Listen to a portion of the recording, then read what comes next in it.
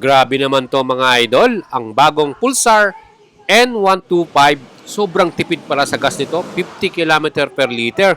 Perfecto pang daily service at maporma din ang kanyang design. So yun guys, eto nandito tayo ngayon sa First Bajaj Philippines 3S Shop, yung kanilang store dito mga idol, para lamang sa mga Bajaj model. At itong nasa likod natin, ang kanilang pinaka-beginner bike, ang N125. So Pulsar N125, tignan natin mga idol.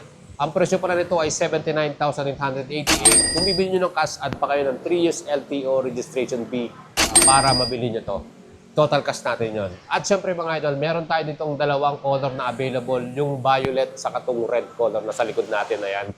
So yan guys, putan natin, walk around natin, at tingnan natin kung magustuhan nyo ba to mga idol. Napaka-forma niya at napaka-affordable ng presyo. Dito po yan sa Bajaj First Store here at South Caloocan mga idol. Kung bibili kayo, pwede kayo bumisita rito at magpiyan sa atin mga idol. Cash man yan or financing. Let's go. So yun nga mga idols, meron na tayo dito dalawang unit ng Bajaj N125. Unahin na natin itong color red. Ayan, no? Napakaganda ng color red niya. No? So yung pinaka red color nandito sa pinaka pairing sa side niya. Side pairings. Tapos meron din sa may headlight. No? At dito sa may pinaka fender niya. And meron din dito sa bandang likuran. Makikita nyo talagang iba yung dating niya eh. Talagang ibang klase din. Talagang sporty eh, no? Meron din talagang mga kurbada rito. Ito yung 125 na logo. So yan po yung ating color red. Color? Kung anong kursunada nyo dyan. Kasi meron pa tayo isang kulay doon sa kabila. So yan po yung ating red and black color combination. And syempre ito naman yung ating color na purple, no? Color violet. So pareho din sila ng style. Nandun sa pinaka-headlight, side pairings, saka sa bandang likuran, at sa fender yung mga color violet na yan or purple na yan. Tingnan natin dito sa gilid. So ayan mga idols, kitang-kita naman ninyo yung mga pairings natin. And here, meron siyang gandang ano dito, ano? Yan. And then sa pinaka-headlight niya, parang cover dito sa gilid. And dito sa pinaka-tangke, ayan, napaka-sporty ng dating. At dito sa pinaka backside, no, meron siyang ano dito, pairings. Yan. So maganda yung pagkakagawa niya, ang ganda ng colorway niya, saka yung pinaka-style, no. And here yung pinaka-front headlight. Kita naman po ninyo, no, ang astig ng dating. So yan po ay LED lights, yung ating high and low beam. Then naka-bulb type naman yung ating mga signal light dito sa ating N125 Pulsar. Well, tignan naman natin yung pinakalikuran. Ganun din, LED yung pinaka-brake light natin sa tail light natin, and bulb type yung ating signal light mga idol. Kitang-kita yung ating pinaka-ilaw, no? So guys, moving on, tignan natin yung pinaka-puso nito, yung pinaka-engine type. Ayan. So makita nyo, single cylinder siya. At yan po ay may total displacement 124.6cc. Air-cooled po ito. Ang cooling system, air-cooled. Single overhead cam, 2 bulbs. At meron lamang itong 5-speed manual. 5-speed po ang kanyang pinaka-manual transmission. May bore by stroke 54 by 54.4 mm at compression ratio naman ng 9.8 by 1. Ayan mga idol. Matipid to itong model na to. Na umabot to ng 50 km per liter ang kanyang consumption. So yan din po ay fuel injected na rin. So guys, pagdating naman sa performance niya, ang kanyang max power 11.8 HP at 8,500 RPM at 11 Nm naman ang kanyang pinaka-torque or arangkada. O di ba? Pwede na mga idols, di ba? Ang ganda yung astig. So makita nyo, meron na rin siyang built-in crash guard dito sa ating pinaka-engine. Protection na rin. Meron tayong protection para dyan.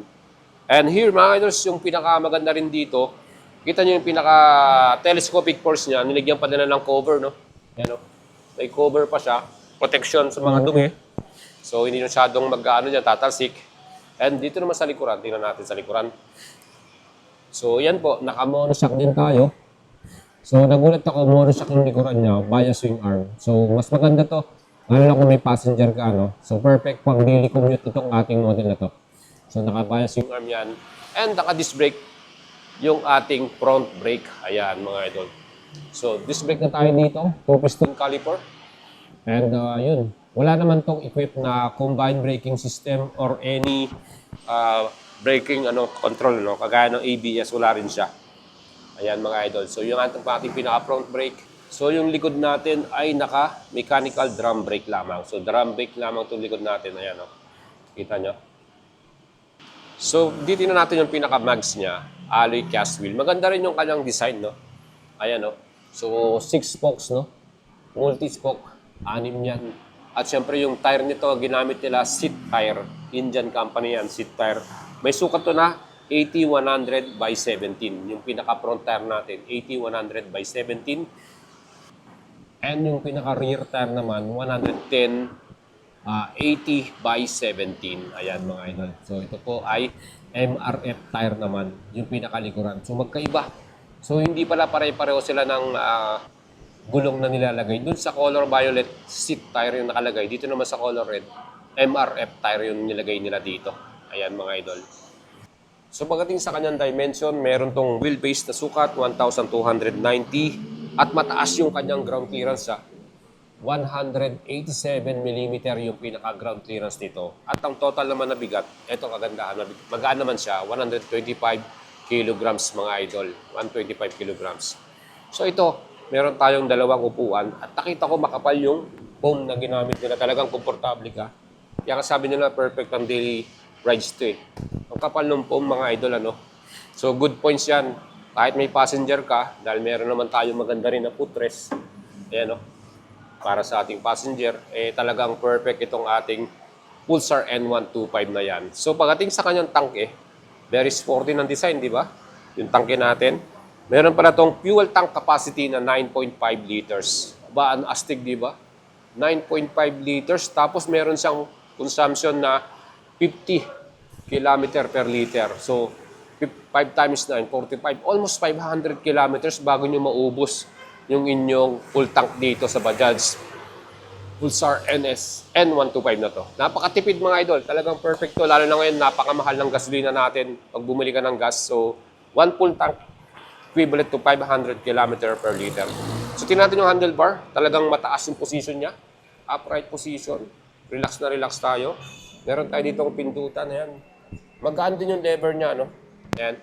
May high and low beam dito sa pinaka-switch natin. Signal light, busina. Ayan. Napakasimple lang ng kanyang pinaka-switches and button. And dito naman sa right side, on and off ng engine. At meron din tayong idling, stop and start. Ayan. No? Idling and starting switch ng engine natin. So, meron tayo ditong pinakasusian natin. At ang kagandahan, meron tayong USB charger. Ayan, no? May USB charger na tayo mga idol. Kaya, hindi ka na malolopat kahit mag-wrong race ka dito. Kasi, sigurado, magagamit mo to sa mga malayo ang biyahe mo dito. And fully digital yung ating display mga idol. Ayan, no? Fully digital. So yan mga idol, ang ating bagong Pulsar N125. Kung gusto natin yan, pwede nyo i-apply sa atin via cash payment, 79,888 pesos. At mag-add pa kayo ng 3 years LTO registration na 3,000. Yun lang po yung total cash natin. At para naman sa installment mga idol, pwede rin i-apply ng financing yan. Kung gusto nyo makakuha nito, yan mga idol, bigyan natin kayo ng magandang down payment at monthly payment. So mga idol, color violet ba ang inyong pipiliin? Or itong color red? Ayan. So, pili na kayo mga idols. Expected natin this April, first week, pwede nyo nang ma-release itong mga N125 natin na unit. Ayan. So, tingin ko, kayang-kaya nyo nang mabili ito ngayon, April, mga idols. Kaya ready nyo na ipambili nyo. So, yan mga idol, yung ating vlog para sa inyo dito sa ating Pulsar N125. Alam ko, napaka-pogi niya, napaka-mura, 79K. Perfect sa mga titipid dyan at matitipid sa gas consumption. Available na yan this month of April mga idol. Kaya ano pang hinihintay ninyo, huwag nyo kalimutang subscribe ang ating channel at i-PM ako sa ating Facebook page for more update mga idol.